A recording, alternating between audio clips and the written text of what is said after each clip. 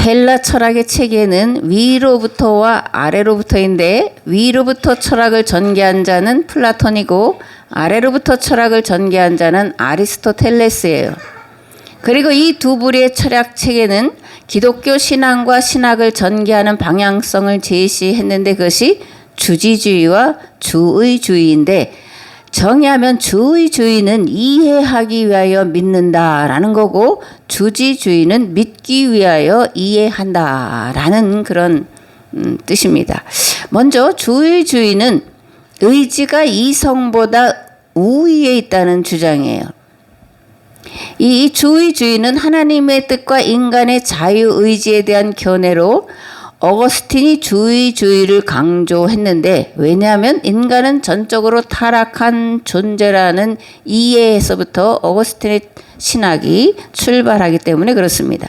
어거스틴은 신앙과 이성의 관계에 대해서 믿기 위해 이해하고 이해하기 위해서 믿는다라는 유명한 명제를 남겼는데 이건 신앙과 이성의 상호 보완 관계라는 것을 말하는 것이고 신앙이 이성의 이해를 돕고 이성이 신앙을 더 깊게 한다 이런 의미예요. 그럼에도 어거스틴은 신앙은 계시로부터 이성에 이른다라고 더 강조함으로 신앙을 우위에 두고 있음을 알 수가 있습니다. 어거스틴의 뒤를 이어서 안셀름이라고 하는 자는 믿지 않는 한 이해할 수 없다라는 명제를 남겼는데 이 말은 믿기 위해 이해하는 것이 아니라 이해하기 위해서 먼저 믿는다 또는 납득해야 믿는 것이 아니라 납득하기 위해 나는 먼저 믿는다. 그죠? 믿음을 더 이제 앞에 두고 있는 것을 볼 수가 있습니다. 안셀름의 또 다른 유명한 명제가 있는데 생각하는 것은 존재하는 거다라는 거예요. 이것도 유명한 철학적인 이제 그런 명제 중에 하나인데 즉 존재하지 않는 것은 생각될 수 없다라는 거예요. 인간은 생각하는 갈대다. 뭐 나는 생각한다. 고로 존재한다. 이런 이제 철학적인 명제들이 많이 있는데 안셀름은 뭐라는 거예요? 생각하는 것은 존재하는 거다라는 거예요. 그래서 생각하지 않는 것은 존재할 수 없다. 존재하는 것은 생각할 수 없다. 이런 거죠. 이 말은 인간이 하나님을 생각한다라는 건 뭐라는 거예요? 이미 하나님은 존재하시는 분이라는 의미고 천국과 지옥을 인간이 생각한다는 것은 뭐냐? 이미 천국과 지옥이 존재한다라는 것을 의미한다. 이렇게 이제 말하는 거예요. 미루어 보면 하나님은 생각을 통해 각자의 삶을 이끌어 가시고 생각을 통해 인류 역사를 이끌어 가신다는 말이 성립된다. 이제 저는 그렇게 생각을 합니다. 그러므로 내가 주로 무엇을 생각하느냐가 내가 어떤 존재인지를 결정하는 거예요. 어떤 사람들은 내가 먹는 것이 곧 나다 이렇게 말하는데 그런 것이 아니라 내가 무엇을 주로 생각하느냐가 내가 어떤 존재인지를 결정한다라는 거예요. 왜냐하면 하나님은 생각을 통해 역사를 이끌어 가시기 때문입니다. 그러므로 평상시 내가 주로 어떤 생각을 하는지 어떤 생각에 사로잡혀 있는지를 면밀히 검토를 해봐야 합니다.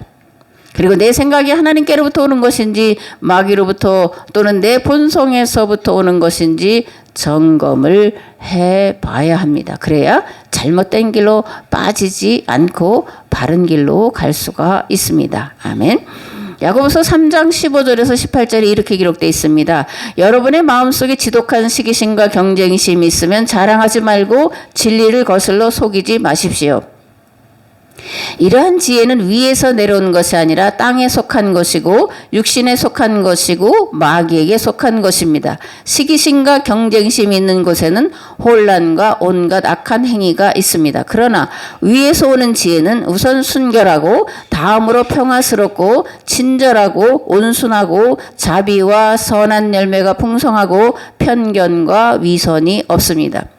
정의의 열매는 평화를 이루는 사람들이 평화를 위하여 그 씨를 뿌려서 거두어들이는 열매입니다. 아멘.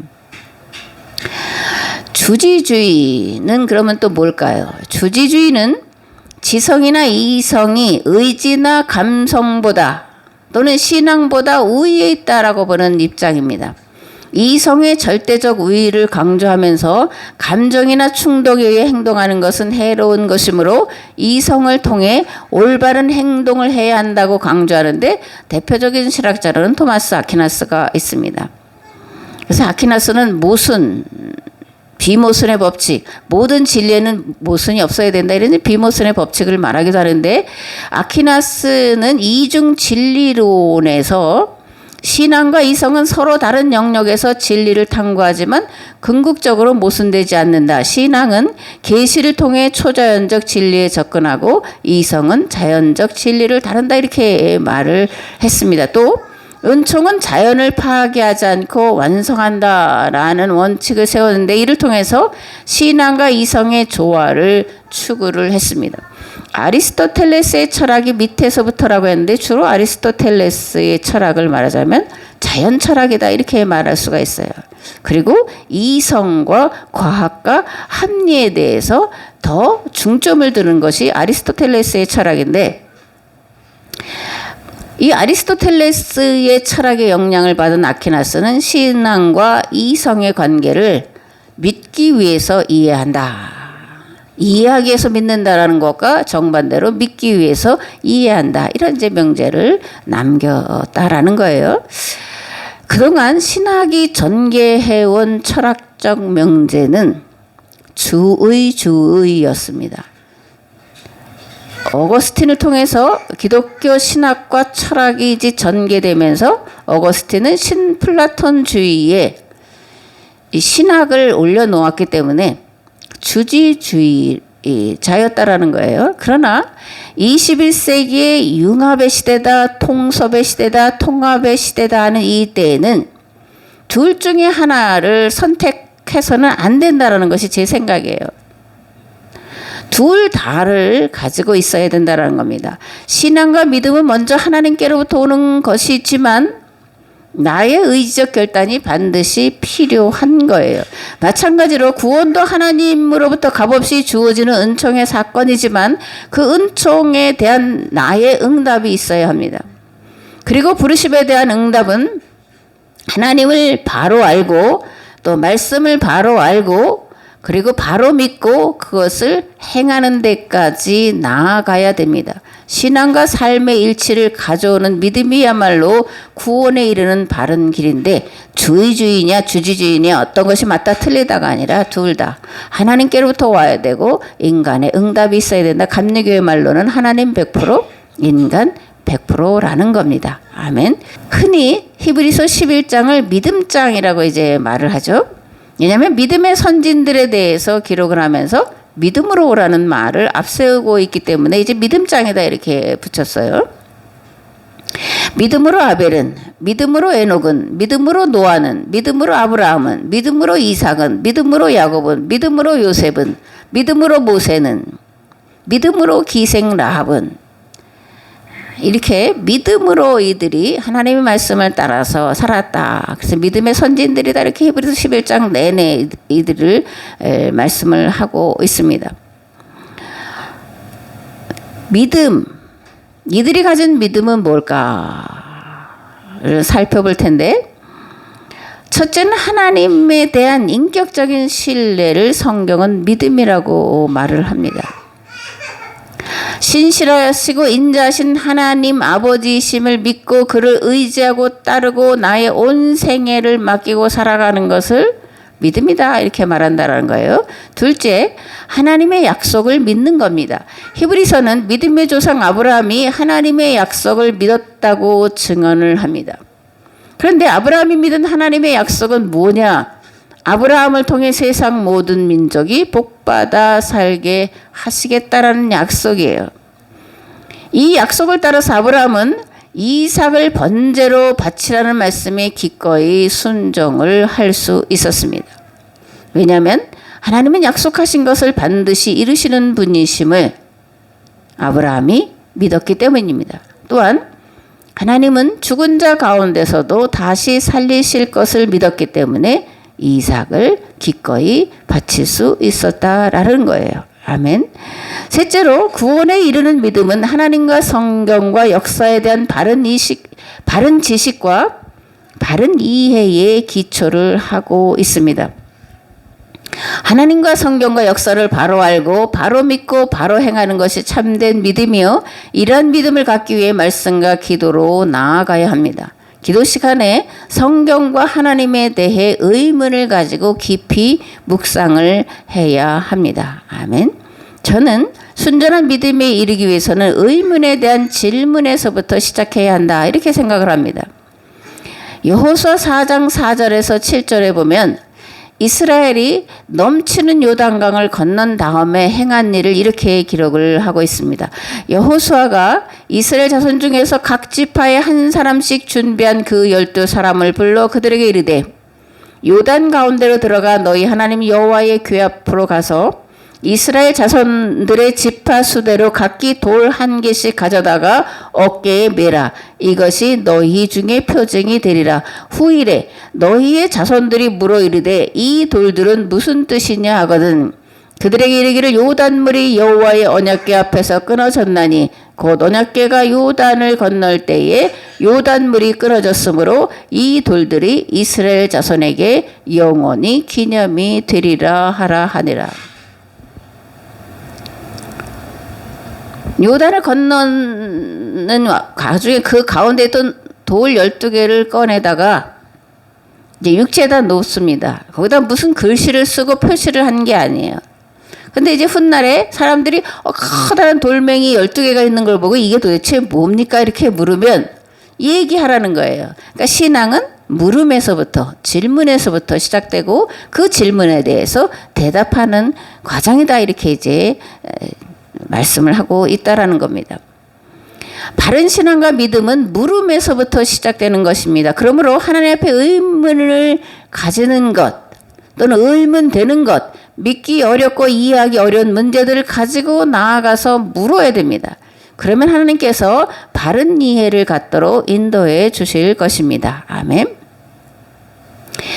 히브리서에 이렇게 돼 있습니다. 믿음은 바라는 것들의 실상이요 보이지 않는 것들의 증거입니다. 선진들은 이 믿음으로 살았기 때문에 훌륭한 사람으로 인정되었습니다. 믿음으로 우리는 세상이 하나님의 말씀으로 지어졌다는 것을 깨닫습니다. 보이는 것은 나타나 있는 것에서 된 것이 아닙니다. 이렇게 믿음은 내가 바라는 것들의 실제다. 우리 눈에 보이지 않는 것이라고 해서 없는 것이 아니다라는 거예요. 보이지 않는 것들의 증거가 믿음이다, 이렇게. 그러니까 믿음의 선진들은 이 믿음을 바라고 보이지 않지만 보고 나아간 자들이었다, 이렇게 히브리서 11장은 말씀을 하고 있습니다. 아멘. 넷째, 바른 믿음은 두 번의 예수님 경험에 기초를 하고 있습니다. 첫 번째 경험은 예수님을 그리스도로 경험하는 회심 사건이에요. 두 번째 경험은 예수님을 하나님으로 경험하는 겁니다. 예수님을 하나님으로 다시 경험하게 될 때 믿음과 삶의 지평이 넓어지게 됩니다. 세상에 대한 관심의 폭이 넓어지고 책임의 폭이 넓어지게 됩니다. 기도의 폭과 내용이 나에게서 너로, 우리에게서 온 세상으로 넓혀지게 됩니다. 세상 구원에 대한 무한 책임을 지고 예수 그리스도께서 가신 십자가 대속의 길을 묵묵히 눈물을 흘리며 가게 되는 것입니다. 아멘. 마지막으로 바른 믿음은 바른 삶으로 이어져야 합니다. 믿음과 행함은 하나의 양면입니다. 믿음과 행함 중 어느 한쪽이 빠지면 온전한 믿음이 될 수 없습니다. 둘 중 하나가 빠지면 노릇하는 거예요. 목사 노릇, 성도 노릇, 무슨 노릇, 이렇게 노릇하는 겁니다. 그런 자들에게 예수님은 이렇게 말씀을 하십니다. 내가 너희를 도무지 알지 못하니 불법을 행하는 자들아 내게서 떠나가라.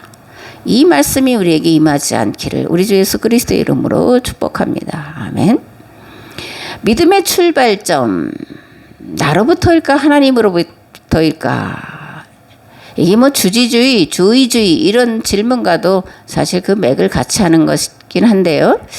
마태복음 17장에 이렇게 되어 있습니다. 예수께서 그들에게 대답하셨다. 내가 진정으로 너희에게 말한다. 너희에게 겨자씨 한 알만한 믿음이라도 있으면 이 산도로 여기에서 저기로 옮겨가라 하면 그대로 될 것이요 너희가 못할 일이 없을 것이다. 아멘. 근데 우리는 믿습니다를 많이 하는데 과연 내 믿음대로 되는 일이 얼마나 있냐. 이런 사실 딜레마에 빠지기 쉬운데 예수님이 말씀하신 겨자씨 믿음은 그럼 무엇을 말하는 걸까? 내 믿음일까? 하나님의 믿음일까? 나로부터 시작하는 것일까? 하나님으로부터 시작하는 것일까? 이런 질문이에요. 겨자씨만한 믿음은 하나님께로부터 오는 믿음입니다. 하나님께서 믿게 하시는 믿음이에요. 이런 걸 통해서 우리는 두 믿음이 있음을 알 수 있는데 하나는 내가 믿는 겁니다. 다른 하나는 하나님께서 믿게 하시는 거예요. 나의 이성적이고 합리적인 생각과 판단을 따라 믿는 것, 그건 내가 믿는 겁니다. 이것은 하나님께 의문점을 질문하고 답하는 과정을 통해서 진행되어지고 성숙되어집니다. 다른 하나는 하나님께서 믿게 하시는 건데 하나님 경험으로부터 와지는 겁니다. 이 믿음은 수동적인 것을 말하고만 있지 않습니다. 오히려 그 어떤 것보다 능동적으로 하나님을 구하고 찾고 두드리는 과정 가운데 찾아오시는 하나님, 만나주시는 하나님을 경험하는 과정의 결과물이다. 그러므로 내가 믿는 것, 하나님께서 믿게 하시는 것, 이 둘이 앞서거나 뒤서거나 하는 사람이 있는데 결국 이 둘은 만나져야 된다. 즉 나의 믿음과 하나님의 믿음이 하나가 되는 것, 이것이 바른 믿음이다라는 거예요. 나의 능동이 하나님의 능동과 만나고 나의 수동이 하나님의 수동과 만나는 겁니다.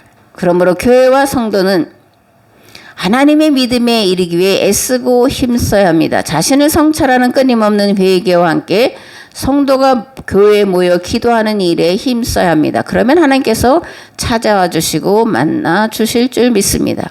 우리로 하여금 이 땅에 하나님 나라가 임하도록 도우실 줄을 믿습니다. 뜻이 하늘에서와 같이 이 땅에서도 이루어지도록 도우시고 이루게 하실 줄을 믿습니다. 아멘. 오늘 함께 나눌 본문 말씀은 마태복음 8장 19절에서 34절인데 세 부분으로 나누어서 말씀을 나누고자 합니다. 먼저 19절에서 22절 말씀입니다. 한 서기관이 나와 예수께 아뢰되 선생님이 어디로 가시든지 저는 따르리이다. 예수께서 이르시되 여우도 굴이 있고 공중의 새도 거처가 있으되 인자는 머리 둘 것이 없다 하시더라. 제자 중에 또 한 사람이 이르되 주여 내가 먼저 가서 내 아버지를 장사하게 허락하옵소서. 예수께서 이르시되 죽은 자들이 그들의 죽은 자들을 장사하게 하고 너는 나를 따르라 하시니라. 아멘.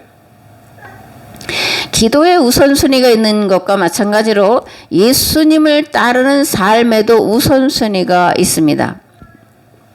19절에서 22절 말씀을 보면 예수님을 따르는 삶의 우선순위가 무엇이고 또 어떤 마음을 가지고 예수님을 따라야 하는지를 분명하게 말씀을 하고 있는데 제가 가진 생각은 사명은 목숨보다 귀하다라는 거예요. 그러므로 사명이 목숨보다 더 귀하다라고 생각하는 자라면 사사로운 생각이나 사사로운 일에 집중해서는 안 되는 거예요. 사실 목회자가 이런 것 때문에 고민하는 그런 부분들이 사실 우리 세대, 앞선 세대가 많았었는데 요즘은 조금 그렇지 못하다 그런 안타까운 마음이 들기도 합니다. 사사로운 생각, 사사로운 일은 뒤로 하고 오직 하나님의 뜻을 따라서 가고자 하는 것이 사명자 또는 이런 직분을 맡은 자가 가져야 될 자세라고 생각하는데 왜냐하면 예수님이 이렇게 말씀하셨기 때문에 그런 거예요. 손에 쟁기를 잡고 뒤를 돌아보는 자는 하나님의 나라에 합당하지 않다. 물론 이거는 모든 성도에게 해당된다라고 보기에는 조금 어렵습니다. 거듭말하자면 목회자에게 주어지는 하나님의 말씀이다 이렇게 생각을 합니다. 아멘. 18절에 보면 예수께서 무리가 자기를 에워싸는 것을 보시고 건너편으로 가기를 명하셨다 이렇게 말씀하면서 이제 28절에서 34절에 가다라 지방에 귀신 들린 자를 찾아가시는 예수님을 기록을 하고 있는데 예수님은 왜 많은 사람들이 모여 있는 것을 떠나 다른 곳으로 가셨을까? 잃은 양을 찾기 위해서였습니다. 그렇다면 잃어버린 양은 누구냐? 본문이 말하는 잃은 양은 가다라 지방에 귀신 들린 자 두 사람이었습니다. 어떤 본문에는 한 사람, 또 어떤 본문에는 둘이라고 되어 있는데 어쨌든 핵심은 가다라 지방에 귀신 들린 자를 예수님이 많은 사람들을 뒤에 두고 찾아가셨다라는 거예요. 마태복음 8장 28절에서 34절 말씀을 봉독을 하겠습니다. 또 예수께서 건너편 가다라 지방에 가심에 귀신 들린 자 둘이 무덤 사이에서 나와 예수님을 만나니 그들은 몹시 사나워 아무도 그 길로 지나갈 수 없을 지경이더라. 이에 그들이 소리질러 이르되 하나님의 아들이여 우리가 당신과 무슨 상관이 있나이까? 때가 이르기 전에 우리를 괴롭게 하려고 여기 오셨나이까 하더니 마침 멀리서 많은 돼지떼가 먹고 있는지라. 귀신들이 예수께 간과히 이르되 만일 우리를 쫓아내시려면 돼지떼에 들여보내주소서 하니 그들에게 가라 하시니 귀신들이 나와서 돼지에게로 들어가는지라. 온 떼가 비탈로 내리더라. 바다에 들어가서 물에서 몰사하거늘 치던 자들이 달아나 시내에 들어가 이 모든 일과 귀신 들린 자의 일을 구하니 온 시내가 예수를 만나려고 나가서 보고 그 지방에서 떠나시기를 간구하더라. 아멘. 예수님이 오신 목적은 잃어버린 양을 찾기 위해서였는데 이런 질문들 여러분들은 다 이제 지나가셨을 수도 있지만 가진 사람들이 아직도 많을 거예요. 예수님이 왜 이스라엘 땅에 유대인의 모습으로 오셨을까? 잃어버린 양을 찾기 위해서다. 자기 백성을 저희 죄에서 구원하기 위해서다. 이렇게 요한복음과 또 마태복음이 이렇게 말을 하고 있는데 그러면 유대인을 왜 예수님은 자기 백성이라고 하셨을까? 잃어버린 양은 누구를 말할까? 또 유대인의 죄는 무엇일까? 이런 여러 가지 질문들을 우리가 던질 수가 있습니다. 이런 얘기를 하는 걸 들었는지 모르는데 왜 예수님이 유대인으로 오셨을까? 유대 땅에 오셨을까? 아니 왜 흑인 예수님은 아니고 왜 대한민국의 예수님은 아니고 뭐 인도의 하나님은 아니고 왜 그러냐? 그래서 이제 흑인의 모습으로 동양인의 모습으로 예수님을 그려 놓는데 근데 이건 본질적으로는 예수님이 유대인으로 유대 땅에 오신 목적이 무엇인지를 바로 이해하지 못한 데서 빚어진 오해예요. 좀 우스꽝스러운 오해라는 겁니다. 예수님이 유대인으로 유대 땅에 오신 것은 그들이 하나님과 첫 번째 계약을 맺은 계약 백성이기 때문에 그렇습니다. 두 번째, 그들이 하나님과 맺은 계약, 세상 구원 공동체로서 해야 될 책임을 잃어버렸기 때문에 그래서 계약이 깨졌기 때문에 유대 땅에 유대인의 모습으로 오셨다라는 거예요.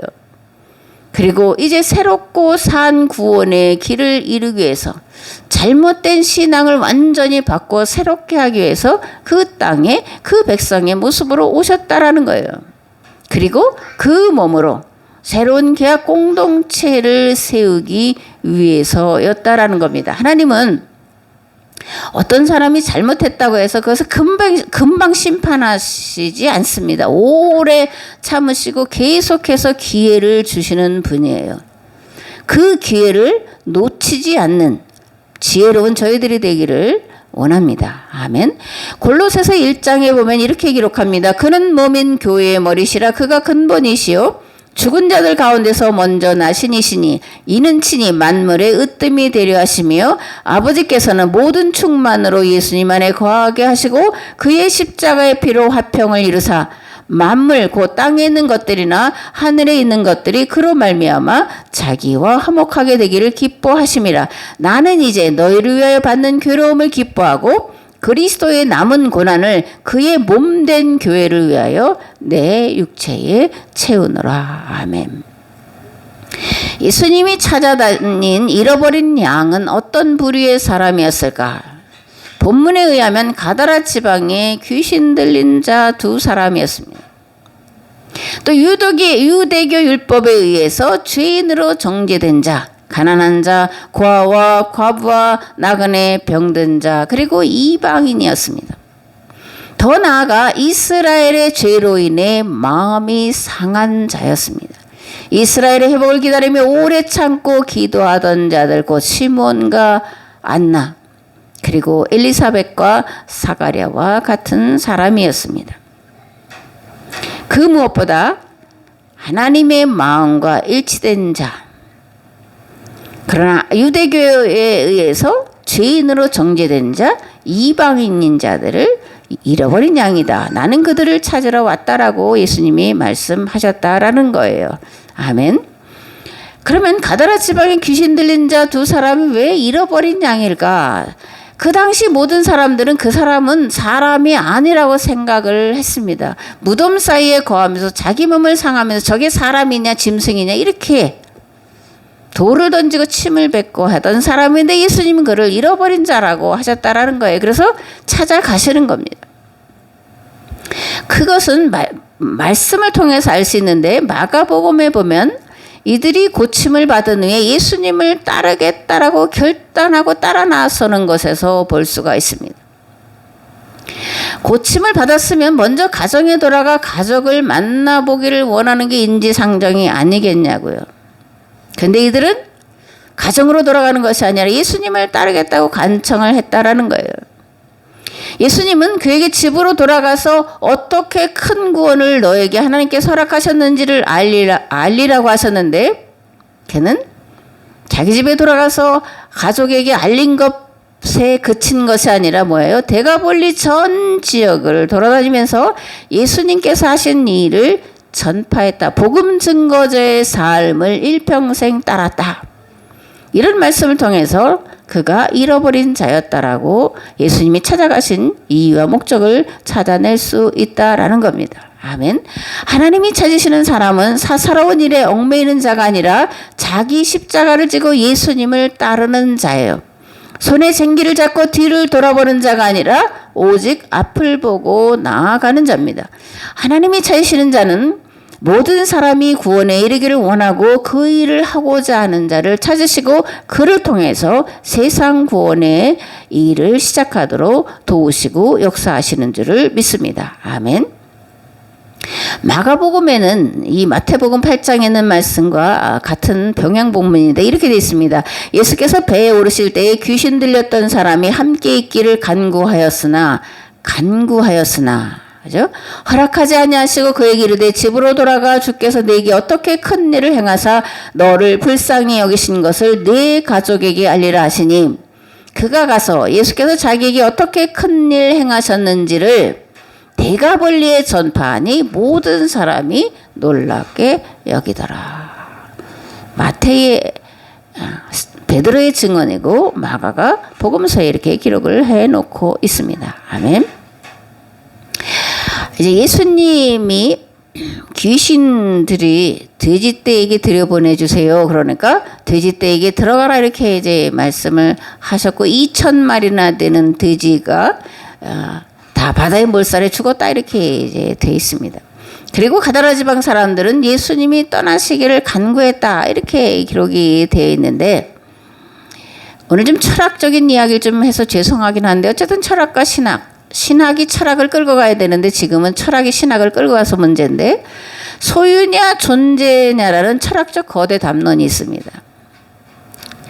현대인들은 어쩌면 존재보다는 소유가 더 중요하다고 생각하고 살고 있지 않나 그런 생각을 하는데 이를 물질 만능주의다, 만모니즘이다 이제 이렇게 말하죠. 가다라 지방 사람들은 존재보다는 소유에 관심을 두고 살던 자들의 대표가 아닐까 이렇게 생각을 합니다. 그러나 성도는 소유보다 존재에 더 관심을 두고 사는 자들이에요. 그렇다고 물질을 무시하거나 물질에 관심이 전혀 없는 것, 그것이 바른 믿음이다, 그렇게 해야 된다, 그런 말은 절대 아닙니다. 오히려 존재와 소유에 대한 균형 감각을 가지고 나에게 주어진 소유를 어떻게 사용하느냐에 대한 바른 이해를 가지고 그렇게 살아감으로 내 존재, 성도라는 존재, 교회라는 존재의 목적과 의미를 이루어가는 것이 바른 성도의 삶의 자세다, 바른 믿음의 자세다 이렇게 말씀을 드리고 있는 겁니다. 아멘. 성도의 존재 이유와 존재 목적은 뭐예요? 그리스도의 몸을 세우기 위함입니다. 세상 구원 공동체인 교회에 속하여 이 땅이 하나님 나라를 이루기 위해서 존재한다라는 거예요. 마찬가지로 교회의 존재의 이유와 존재 목적은 그리스도의 몸인 교회와 성도들을 통해 세상을 구원하기 위해서입니다. 이 이후에 교회와 성도는 그리스도의 남은 고난에 동참해야 됩니다. 그 길은 좁고 험한 길입니다. 그러나 교회와 성도는 반드시 가야 합니다. 하나님은 가고자 하는 자에게 갈 수 있도록 힘과 능력을 주실 줄을 믿습니다. 아멘. 마태복음 8장 23절에서 27절 말씀 봉독을 하겠습니다. 배에 오르심에 제자들이 따랐더니 바다에 큰 놀이 일어나 배가 물결에 덮이게 되었을 때 예수님께서는 주무시는지라. 제자들이 나와 깨우며 이르되 주여 구원하소서 우리가 죽겠나이다. 예수님께서 이르시되 어찌하여 무서워하느냐 믿음이 작은 자들아 하시고 일어나 바람과 바다를 꾸짖으시니 아주 잔잔하게 되거늘 그 사람들이 놀랍게 여기리되 이가 어떤 사람이기에 바람과 바다도 순종하는가 하더라. 아멘. 예수님은 왜 바람과 바다를 꾸짖으셨을까? 바람과 바다가 무슨 인격체가 아닌데 그죠? 왜 꾸짖으셨을까? 마귀가 풍랑을 통해 바람과 바다를 통해 잃어버린 양을 찾아가시는 예수님의 일을 방해했기 때문에 그런 거예요. 그러면 예수님은 왜 제자들에게 믿음이 작은 자라고 말씀하셨냐? 믿음이 적다 많다가 아니라 믿음이 작다라고 꾸짖으셨을까? 예수님과 함께 하면서도 제자들은 예수님이 누구신지를 몰랐기 때문에 그러는 거예요. 예수님을 그리스도로는 알았지만 그것도 유대인들이 기다리고 기대하던 그리스도와 많은 부분에 이렇게 겹치는 그런 그리스도로는 알았지만 예수님을 하나님으로 알지 못했기 때문에요. 작은 믿음, 그런 큰 믿음은 뭘까? 하나님께로부터 주어지는 믿음, 곧 하나님 안에 있는 하나님의 믿음이에요. 그럼 하나님 안에 있는 믿음은 어떤 믿음일까? 빛이 있으라 하심에 빛이 있었고, 하나님은 말씀하시면, 하나님께서 말씀하시면 말씀대로 되어지는 그런 믿음이 하나님의 믿음이에요. 우리 안에 그 믿음이 있으면 어떤 일도 할 수 있다라고 예수님이 말씀을 하셨습니다. 그러므로 하나님께는 큰 믿음이나 작은 믿음이 없습니다. 왜냐하면 인간이 가질 수 있는 믿음은 큰 믿음은 없잖아요. 우리가 우리를 볼 때 큰 믿음이 있다면 사실 세상을 바꾸는 일을 벌써 했을지도 몰라요. 그러나 우리에게는 작은 믿음의 불씨가, 겨자씨만한 불씨가 하나님의 손에 들려질 때에 하나님의 믿음으로 바뀌어지는 거예요. 하나님의 말씀의 창조의 능력이 나타나는 겁니다. 불가능이 없으신 하나님의 손에 들려질 때 세상을 바꾸는 하나님의 능력이 되는 거예요. 올 한 해 동안 능하신 하나님 손에 붙들린 바 되고 하나님의 믿음 안에서 하나님이 뜻하시고 계획하신 바를 넉넉히 이뤄가는 복된 삶을 사시기를 우리 주 예수 그리스도의 이름으로 축복합니다. 아멘.